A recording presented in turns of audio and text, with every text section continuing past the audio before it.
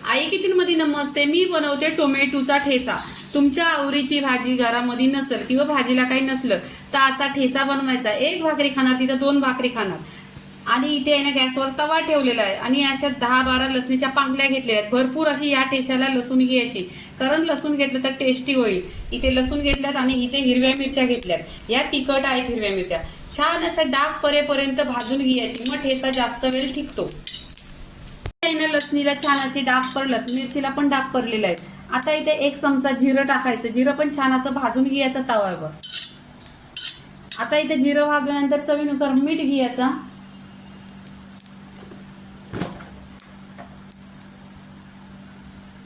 इथे मीठ टाकायचं आणि छान असं तेलावर आहे ना, इथं तेल टाकलेलं नाही, तव्यातच असं भाजून घ्यायचं. छान असं पूर्णपणे डाग पडलं पाहिजे. आता हा टोमॅटोचा ठेसा आहे, तर इथे आहे ना मी 2 टोमॅटो घेतलेले आहेत, कट केलेले आहेत. ही टोमॅटो टाकायची. टोमॅटो पण छान अशी तेलावर भाजायचं. गॅस एकदम स्लो करायचा, नाहीतर टोमॅटो आहेत ना तर एकदम पाणी सुटणार आणि मग टोमॅटोचा ठेसाचा आहे ना टेस्ट उतरणार पूर्णपणे. व्हिडिओ पूर्णपणे पहा म्हणजे तुम्हाला व्हिडिओ समजेल. आता इथे आहे ना तव्यावर छान असं भाजून घ्यायचं. इथे 1 चमचा तेल टाकायचं. तेल टाकल्याने ना छान लवकर भाजतं पण आणि टेस्ट खूप छान येतो. इथे आहे ना भरपूर अशी कोथिंबीर घ्यायची. कोथिंबीरचे दांडा पण त्याच्यामध्ये पाहिजे, म्हणजे खूप छान असा टेस्ट येतो.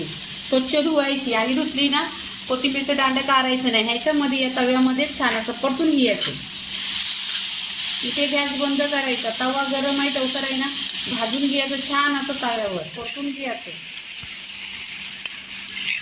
तुम्ही कधी टोमॅटोचा असा ठेसा बघितला असेल तर नाही बघितले तर असा ठेसा बनवायचा. खूप टेस्टी होतो, छान असा होतो आणि टेस्ट 1 नंबर लागते याच्याशी भाकरी. आता इथे मी गॅस बंद केलेला आहे. मिरच्या पण छान अशा भाजून घेतलेल्या आहेत. आता गॅस बंद केलेला आहे पण तवा गरम आहे. आता तुमच्याकडे जर शेंगदाणा कुटायचं असं असेल ना तर डायरेक्ट आहे ना ह्याच्यावरच तव्यावरच असं मॅच करून घ्यायचं.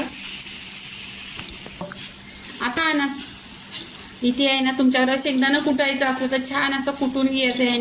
ह्यानी छान होतं. इथं असं तव्यात तुम्ही हे केलं ना या कुटण्यानी तर खूप टेस्ट छान येतो. पहा आणि तुम्ही असा ठेसा बनवा.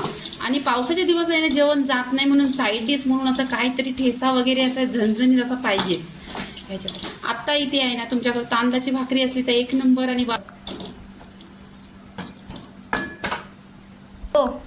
आता इथे ठेसा आहे ना टोमॅटोचा ठेसा पूर्णपणे झालेला आहे. आता इथे प्लेटमध्ये काढून घ्यायचा.